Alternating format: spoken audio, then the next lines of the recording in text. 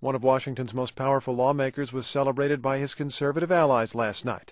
A dinner honored House Majority Leader Tom DeLay. Republicans toasted his leadership of Congress in the past and the future. The guest of honor has been admonished repeatedly for ethics problems. He faces a new ethics investigation in the coming weeks, which is exactly why conservatives gathered to defend him, as NPR's Andrea Seabrook reports.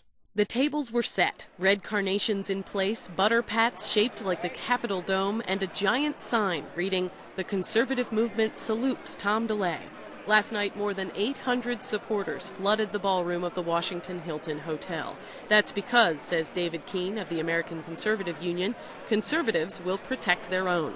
And he says the recent criticism is more than an attack on Tom DeLay. It's an attack on the conservative agenda. It's an attack on the leadership abilities that he brings to the conservative agenda in the House of Representatives. And it's an attack on each and every person in this room. In the room were 30 or so members of Congress, including House Majority Whip Roy Blunt, Republican National Committee Chairman Ken Mehlman, and dozens of other conservative luminaries.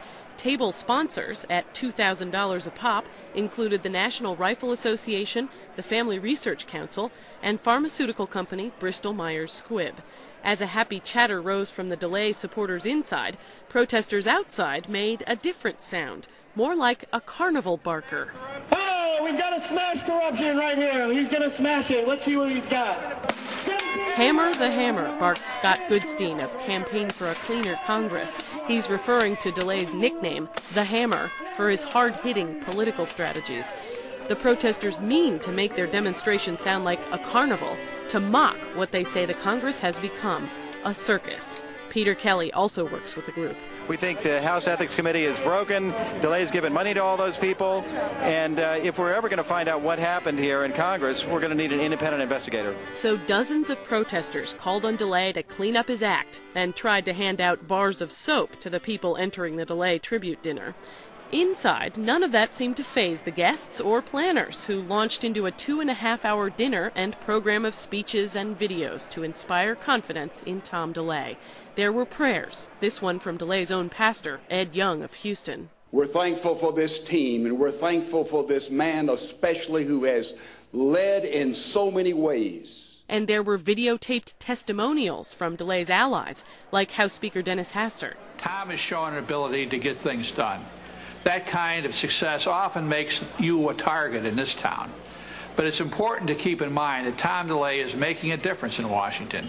He's making a difference for the American people. And there was much flogging of Democrats, and especially the press, which many speakers claimed is in a purposeful drive to take DeLay down. And of course, the main event was the man himself. DeLay wiped a tear from his eye as he drew a long standing ovation. To this adoring room, DeLay recounted 10 round years of Republican successes. We have banned partial birth abortion and written into federal law the protection of unborn children from attacks against their pregnant mothers. We have reasserted the constitutional role of Congress and of the courts in interpreting our laws. We have reaffirmed both the indispensable role of faith in our society and the definition of marriage as a sacred bond between one man and one woman, period. And we have defended the dignity of all human life, born and unborn, wanted and unwanted, loved and unloved, because human life is not given its dignity by its quality, but by its creator. All this, said Tom DeLay, and Republicans are just getting warmed up.